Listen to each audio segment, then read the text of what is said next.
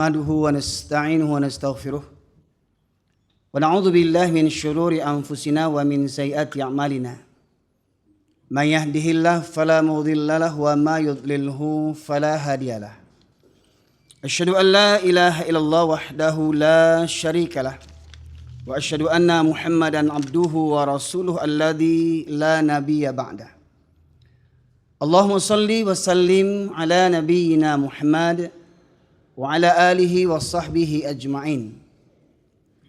قال الله تعالى في القرآن الكريم أعوذ بالله من الشيطان الرجيم يا أيها الذين آمنوا اتقوا الله حق تقاته ولا تموتن إلا وأنتم مسلمون. أما بعد معاشر المسلمين أوصيكم وإياي بتقوى الله فقد فاز المتقون كما قال الله تعالى إن أكرمكم indallahi atqakum. Masyaallah muslimin sidang jamaah Jumat rahimakumullah. Pada kesempatan khutbah Jumat kali ini tema kita seputar negeri dan bangsa yang mengundang murka Allah Subhanahu wa taala. Di awal penciptaan manusia, bahkan ketika Allah mengkhabarkan kepada penduduk surga, kepada para malaikat bahwa sesungguhnya Allah akan menciptakan khalifah di muka bumi sebagai pemimpin wakil walinya Allah di muka bumi ini untuk mengatur alam semesta ini berupa manusia. Di awal-awal itu malaikat menyanggah, kenapa engkau ciptakan manusia yang suka berkeluh kesah, yang suka menumpahkan darah, dan manusia yang punya watak-watak buruk yang lainnya. Namun kata Allah, inni a'lamu ma la ta'lamun. Aku lebih mengetahui dari apa yang tidak kamu ketahui. Manusia adalah makhluk yang istimewa. Bahkan manusia merupakan makhluk yang paling mulia di antara makhluk yang Allah ciptakan. Bahkan lebih mulia dibandingkan para malaikat. Hingga Nabi Adam alaihissalam disuruh Allah untuk mengajarkan kepada para malaikat. Maknanya Nabi Adam alaihissalam ketika itu menjadi guru bagi para malaikat. Namun sebalik itu pula manusia bisa pula lebih hina dibandingkan iblis. Bahkan lebih hina daripada iblis atau lebih hina daripada binatang. Laqad khalaqnakum fi ahsani taqwim thumma radadnahu asfalas safilin. Sungguh telah kami ciptakan manusia dengan sebaik-baik bentuk. Kemudian kami tempatkan manusia di tempat yang serendah-rendahnya. Bahkan manusia bisa lebih rendah daripada iblis dan binatang sekalipun. Maka masyarakat muslimin, dua kunci manusia akan mulia di mata Allah Subhanahu wa taala. Dan dengan tiadanya kunci ini, maka manusia akan menjadi hina dan sehina-hinanya dibandingkan makhluk yang paling hina. Allah berfirman dalam surat Al-A'raf surat yang ke-7 ayat 96, Allah berfirman, a'udzubillahi minasyaitonirrajim.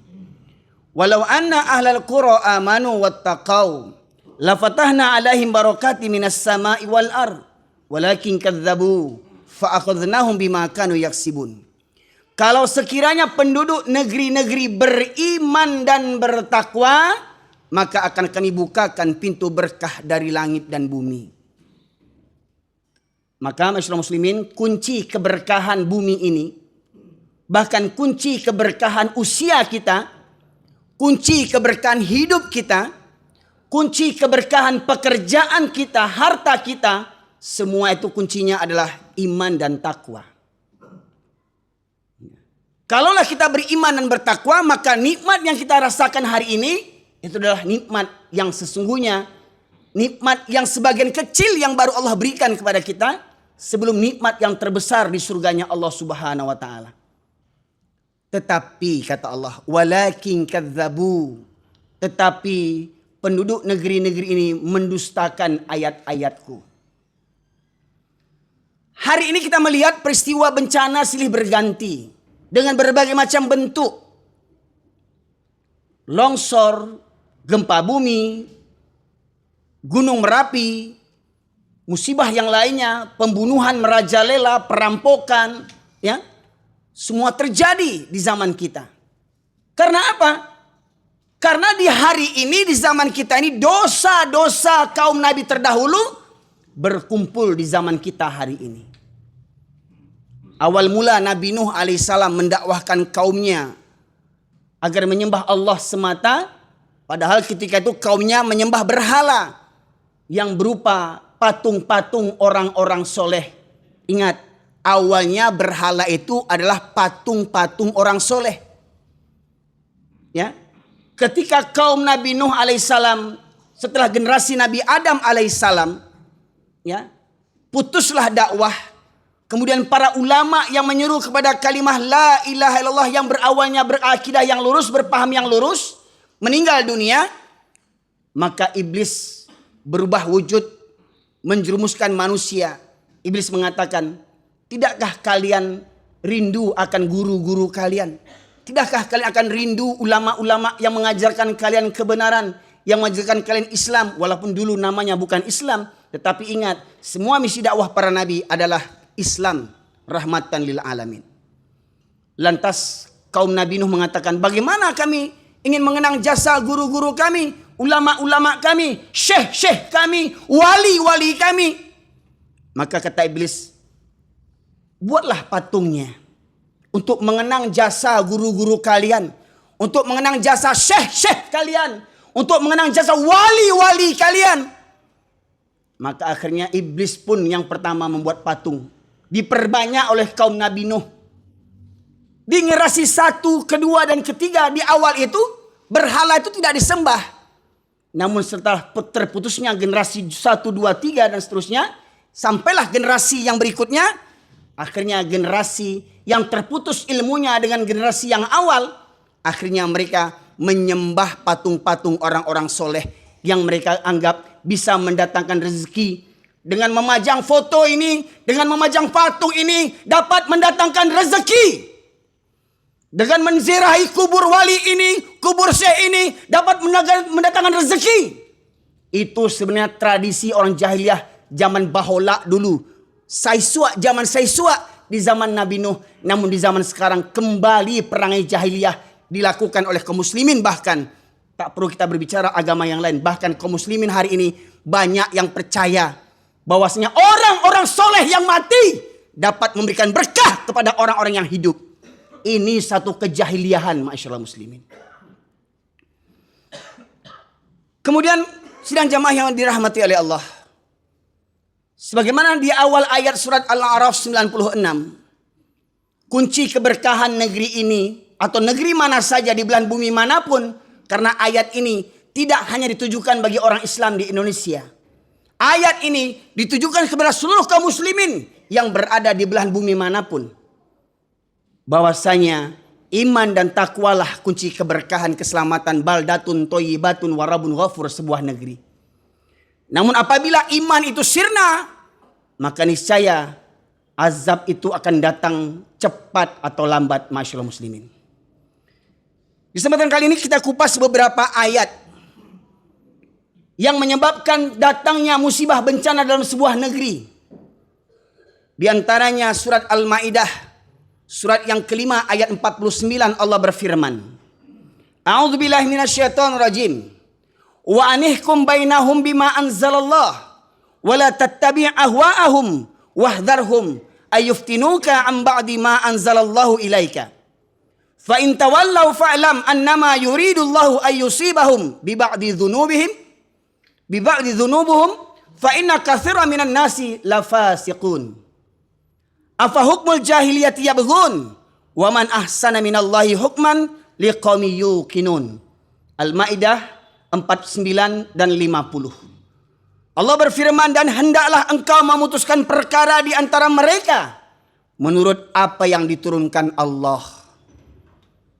Wahai para hakim, wahai para jaksa, wahai orang-orang yang berlagak berbuat undang-undang, hukum-hukum, ingat, putuskanlah perkara di antara manusia dengan apa yang diturunkan Allah berupa Al-Quran. Jangan kau merasa hebat dari Allah membuat hukum lain selain hukum Allah Subhanahu wa taala.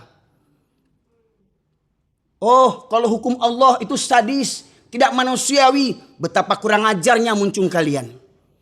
Kalian katakan hukum Allah melanggar HAM. Hukum Allah tak layak di bumi ini. Sungguh lancang mulut kalian. Sungguh lancang otak kalian. Bagaimana mungkin Allah yang maha adil, maha bijaksana, hukumnya dianggap kejam, tidak manusiawi. Hukum Allah lah yang maha adil. Ketika manusia membuat hukum, coba lihat. Banyak manusia merasa hebat membuat hukum sekehendak keinginan bangsa dan kaumnya. Tapi pada nyatanya mereka yang melanggar hukum. Mereka yang buat hukum, mereka yang melanggar hukum. Mereka penegak hukum, mereka yang mendobrak hukum itu sendiri. Karena apa? Karena kalau manusia membuat aturan mengikut hawa nafsu, niscaya manusia tak akan sanggup untuk berlaku adil dan bijaksana. Bahkan manusia cenderung akan berpihak setidaknya kepada keluarganya. Padahal kata Rasulullah, apabila Fatimah mencuri, maka kata Rasulullah akan aku potong tangannya. Ya. Rasulullah mengatakan, apabila anakku mencuri, maka akan aku potong tangannya. Hari ini anak pejabat jadi bajingan, anak pejabat jadi perampok, anak pejabat jadi agen narkoba. Jangan harap akan dihukum. Boleh jadi yang menangkap, yang kena hukum. Karena apa? Karena anak pejabat merasa seperti Tuhan yang bisa membeli hukum. Itulah hukum buatan manusia. Jadi nggak usah kita gelisah ketika mendengar berita-berita di televisi. Oh, negara kita negara hukum. Negara kita negara hukum. Omong kosong. Kalian merekayasa hukum untuk kepentingan kelompok dan pribadi kalian. Kalian halalkan kezaliman kalian dengan membuat undang-undang yang sesuai dengan kelompok partai politik kalian. Ingat, Allah Maha Adil. Allah Maha Bijaksana. Hukum Allah tak bisa dijual beli seperti hukum yang kalian jual belikan. Banyak manusia bermental iblis hari ini, ma'asyiral muslimin, yang merasa lebih hebat dan bijaksana daripada Allah Subhanahu wa taala. Lantas Allah menegaskan, dan janganlah engkau mengikuti keinginan mereka, dan waspadalah terhadap apa yang telah diturunkan Allah kepadamu. Jika mereka berpaling daripada hukum yang telah diturunkan Allah, maka ketahuilah bahwa sesungguhnya Allah berkehendak menimpakan musibah kepada mereka. Ini dia kata kuncinya, ma'asyiral muslimin. Saya ulang lagi terjemahannya. Dan hendaklah engkau memutuskan perkara di antara mereka menurut apa yang telah diturunkan Allah. Dan janganlah engkau mengikuti keinginan mereka. Jadi kalau ada orang atau banyak orang diajak berhukum dengan hukum Allah, mereka mengatakan, oh tidak bisa, hukum Allah tidak sesuai, hukum Allah tidak cocok. Maka kata Allah, hei kalian yang beragama Islam, hai para hakim, hai para jaksa, hai penegak hukum yang beragama Islam, jangan kalian ikuti keinginan orang-orang kafir yang tidak mau dihukum dengan hukum Islam. Dan waspadalah terhadap mereka, terhadap orang-orang yang tidak mau diajak berhukum kepada hukum Islam. Jangan sampai mereka memperdayakan engkau terhadap apa yang telah diturunkan Allah kepadamu. Jika mereka berpaling daripada hukum yang telah diturunkan Allah, maka ketahuilah bahwa sesungguhnya Allah berkehendak menimpakan musibah kepada mereka disebabkan dosa-dosa mereka. Dan sungguh kebanyakan manusia adalah orang-orang yang fasik. Kita mengaku Al-Quran pedoman hidup, Al-Quran sumber hukum. Tapi yang kita pakai Al-Quran cuma apa? Hukum sholat, hukum puasa, hukum zakat, hukum haji, hukum umroh. Pertanyaannya, hukum yang mencuri, ada tidak dipakai hukum Al-Quran? Hukum yang berzina, ada tidak dipakai dalam hukum Al-Quran? Kita hanya memakai hukum Al-Quran hanya untuk ibadah ritual rutinitas kita. Ya. Kemudian dalam ayat berikutnya Allah menegaskan, hukum selain hukum Allah, apa kata Allah? Apakah hukum jahiliyah yang mereka kehendaki? Hukum siapakah yang lebih baik daripada hukum Allah? Bagi orang-orang yang meyakini agamanya. Pertanyaannya, hari ini kehidupan dunia lebih dominan diatur dengan hukum Allah atau hukum jahiliyah. Ingat, saya tidak berbicara tentang satu negeri. Saya tidak berbicara tentang satu bangsa. Saya berbicara tentang seluruh umat manusia. Pertanyaannya, di seluruh penjuru negeri dunia ini, ya, adakah hukum yang lebih baik daripada hukum Allah? Adakah hukum yang lebih adil daripada hukum Allah? Dan pertanyaannya, di negeri-negeri yang banyak penduduknya beragama Islam, hukum apa yang mereka pakai? Kalau mereka tidak memakai hukum Allah, sementara mereka kaum yang mayoritas, maka ketahuilah, cepat atau lambat, negeri itu akan dibenamkan oleh Allah Subhanahu wa Ta'ala. Dalil yang pertama, ma'asyiral muslimin. Kemudian dalam ayat berikutnya, surat Al-Baqarah 278 279 Allah berfirman, Ya ayyuhalladzina amanu taqullaha wa dharu ma baqiya minar riba in kuntum mu'minin. Fa illam taf'alu fa'zanu biharbin minallah wa rasulih wa in tubtum falakum ru'usu amwalikum la tazlimuna wa la tuzlamun. Wahai orang-orang yang beriman, bertakwalah kepada Allah. Awal ayat. Wahai orang-orang yang beriman, bertakwalah kepada Allah. Apa kata Allah dalam surah Al-A'raf tadi? Walau anna ahlal qura amanu wattaqau. Kalau penduduk negeri beriman dan bertakwa. Apa perintah Allah? Surah Al-Baqarah 278. Wahai orang-orang yang beriman, bertakwalah kepada Allah dan tinggalkanlah sisa riba jika kamu orang yang beriman. Tinggalkan sisa riba yang dulu kita tidak tahu hukum riba. Minjam pakai uang berbunga. Beli kredit, ada denda, ditarik lagi barang kita. Itu semua hukum riba. Transaksi riba. Maka kata Allah, tinggalkanlah sisa riba. Kalau dulu kita melakukan riba, kemudian kita tidak tahu, dan setelah kita tahu, tinggalkan perbuatan riba itu. Lantas apa kata Allah dalam ayat berikutnya, Al-Baqarah 279. Jika kamu tidak melaksanakannya, maka umumkanlah perang dari Allah dan Rasulnya. Jadi pelaku riba, negara yang dibangun dengan hutang riba, maka kata Allah, Allah dan Rasul yang akan memeranginya. Jangan bangga negeri maju karena riba. Bangun ini pakai hutang riba, pinjam ke IMF, pinjam sama orang kafir. Pakai bunga. Coba. Berapa banyak negeri-negeri yang berpenuh Islam. Hutang-hutang riba. Untuk membangun negeri. Katanya demi kemajuan. Omong kosong.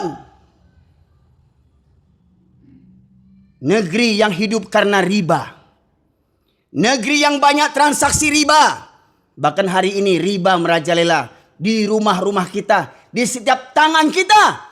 Kita bisa tergoda kalau tak punya iman. Hutang riba. Boleh pinjam 60 juta. Mudah. Gampang. Akhirnya apa? Terpancing hutang riba. Ujung-ujungnya gantung diri. Bayangkan. Ada enggak sebuah negeri yang katanya maju. Tetapi dibangun dari hasil hutang riba. Kalau ada negeri. Yang negeri itu banyak hutang ribanya. Maka Allah dan Rasul yang akan memerangi negeri itu. Cepat atau lambat musnah negeri itu. Percayakah para jamaah atau tidak? Ingat, ini bukan cerita hoak. Ini bukan cerita politik. Ini tidak ada rekayasa. Ini murni firman dari Allah Subhanahu wa Ta'ala. Kalau sudah negeri itu banyak transaksi riba, dahsyatnya Allah dan Rasul yang memeranginya. Pertanyaannya, siapa yang bisa melawan tentara Allah Subhanahu wa Ta'ala? Kalau tentara Yahudi mungkin bisa kita lawan. Tentara Belanda mungkin bisa kita lawan. Tentara Cina, Amerika mungkin bisa kita lawan. Tetapi tentara Allah cukup satu saja. Pernah dengar kisah seorang raja yang mati karena seekor lalat? Raja Namrud yang merasa dirinya Tuhan. Mati hanya karena seekor lalat tentara Allah Subhanahu wa Ta'ala. Dan ingat, gunung itu tentara Allah. Air tentara Allah. Sungai, laut, awan, matahari, petir, bumi, semuanya tentara Allah. Dan ingat, kita sudah menyaksikan banyak tentara Allah yang murka ke dalam negeri kita ini, ma'asyiral muslimin. Kemudian dalam ayat berikutnya yang terakhir, ma'asyiral muslimin, dalam surat Al-Isra, surat yang ke-17 ayat 16, Allah berfirman, "Wa idza aradna an nuhlika qaryatan amarna mutrafiha fafasaku fiha fahaqqa 'alaiha al-qawlu fadammarnaha tadmira." Dan jika kami hendak membinasakan suatu negeri, maka kami perintahkan kepada orang yang hidup mewah di negeri itu agar mereka mentaati Allah. Tetapi bila mereka melakukan kedurhakaan di dalam negeri itu, maka sepantasnya lah berlaku terhadap mereka perkataan hukuman kami, kemudian kami binasakan negeri mereka sama sekali.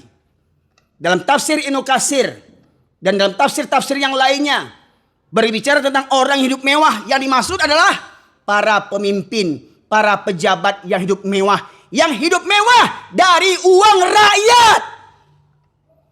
Rumah dinas, mobil dinas, perjalanan dinas, istri dinas, semua memeras dari keringat rakyat. Tetapi mereka pakai untuk berfoya-foya. Mereka ingin jalan tak terhalangi, pakai polisi, pakai pengawal supaya tidak ada yang menghambat jalannya. Sombong. Kau hidup dari uang rakyat. Kau menumpang dari darah-darah rakyat. Berlaku sombong. Pemimpin, pejabat. Dan ingat, jangan baper. Saya tidak menyebut satu negara. Ini perangai bangsa-bangsa yang sombong yang akan dibenamkan oleh Allah cepat atau lambat.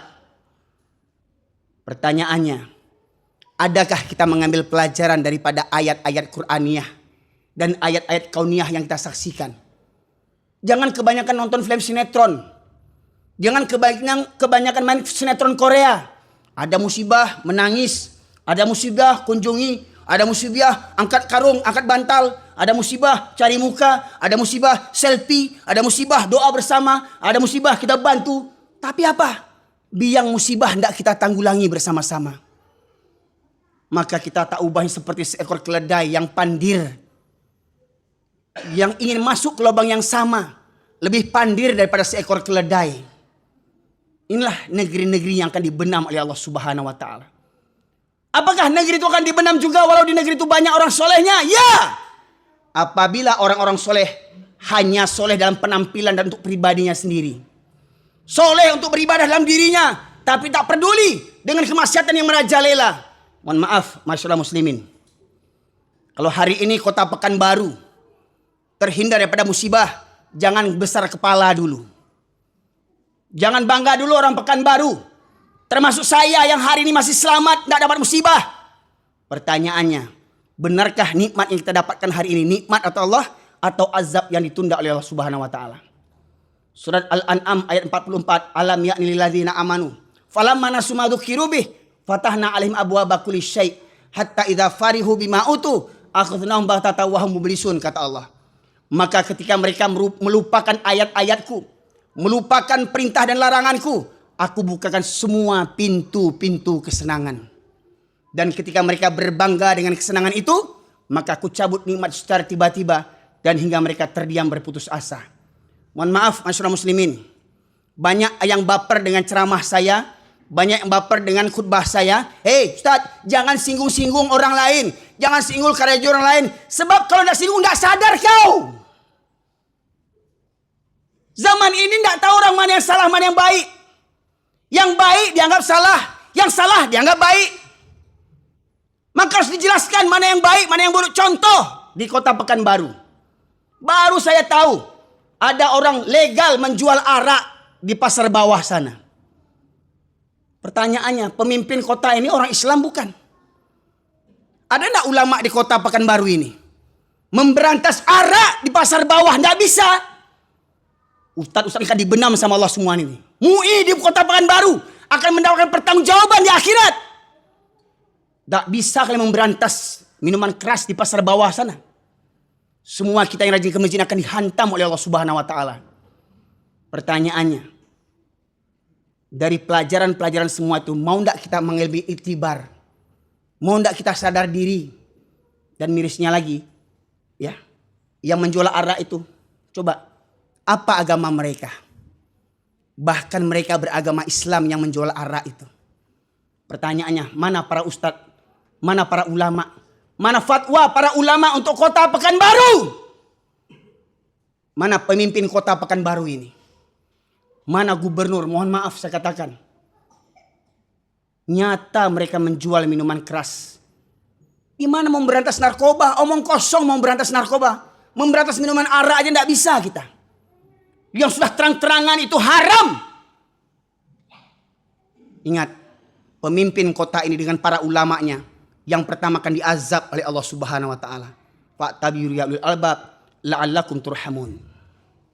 اللهم صل وسلم وزد وانعم وتفضل وبارك بجلالك وكمالك على سيد عبادك ابي قاسم سيدنا ومولانا محمد صل وسلم ورضي الله تبارك وتعالى عن كل صحابه رسول الله اجمعين. Alhamdulillah khalaqal mauta wal hayata liyabluwakum ayyukum ahsanu amala wa huwal azizul ghafur. Asyhadu an la ilaha illallah wahdahu la syarikalah wa asyhadu anna Muhammadan abduhu wa rasuluhu alladzi la nabiyya ba'da. Allahumma salli wa sallim ala nabiyyina Muhammad wa ala alihi wa sahbihi ajma'in. Qala Allah Ta'ala fil Qur'anil Karim, a'udzu billahi minasyaitonir rajim.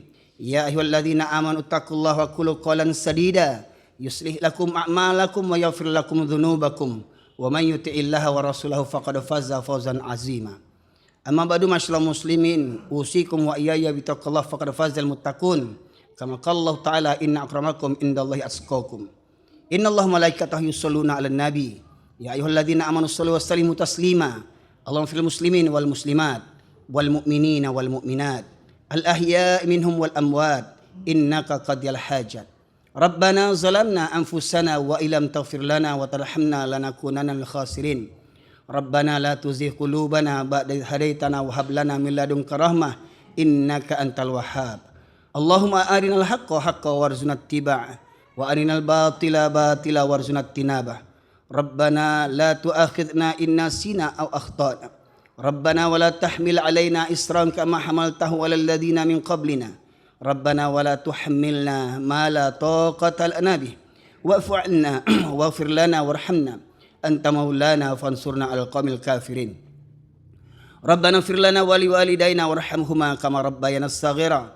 Rabbana hab lana min azwajina wa dhurriyyatina qurrata a'yun waj'alna lil muttaqina imama. Ya Allah, ya Rahman, ya Rahim, ya Aziz, ya Ghaffar, ya Kabbar, ya Allah, ya Arhamar Rahimin. Ampunkanlah dosa-dosa kami, Allah, bangsa dan negeri Indonesia ini. Angkatlah musibah bencana dari negeri kami ini, ya Allah. Jauhkanlah negeri kami daripada musibah bencana, walaupun akibat dari perbuatan orang-orang yang zalim. Ya Allah, berikanlah kekuatan kami untuk saling menasihati pemimpin-pemimpin yang zalim, yang berbuat sekehendak hati mereka, yang menghancurkan negeri ini, ya Allah. Ya Allah, berikanlah kekuatan kepada kami untuk mengatakan yang kebenaran itu benar, yang salah itu salah. Ya Allah, hanya kepada Engkau lah kami takut, hanya kepadamu lah kami bertawakal, hanya kepadamu lah kami bergantung, ya Allah. Hanya kepadamu lah kami gantungkan hidup kami, ya Allah. Inna salati wa nusuki wa mahyaya wa mamati lillahi rabbil alamin. Hanya kepadamu lah hidup mati kami sumbangkan, ya Allah. Tidak untuk kezaliman, ya Rahman, ya Rahim. Selamatkan negeri kami ini. Ampunkan dosa kami. Ampunkan dosa pemimpin kami. Berikanlah pintu taubatmu kepada kami. Berikanlah pintu hidayahmu kepada kami, ya Allah. Namun apabila orang-orang yang zalim tetap berlaku angkuh, ya Allah, musnahkan mereka, ya Allah. Hancurkan mereka, ya Allah, di dunia dan di akhirat, agar mereka tidak memberikan bencana, kehancuran bagi orang-orang yang tidak berbuat dosa. Rabbana atina fid dunya hasanah wa fil akhirati hasanah wa qina adzabannar. Subhana rabbika rabbil izzati amma yasifun. Wassalamun alal mursalin. Walhamdulillahirabbil alamin. Aqimissalah.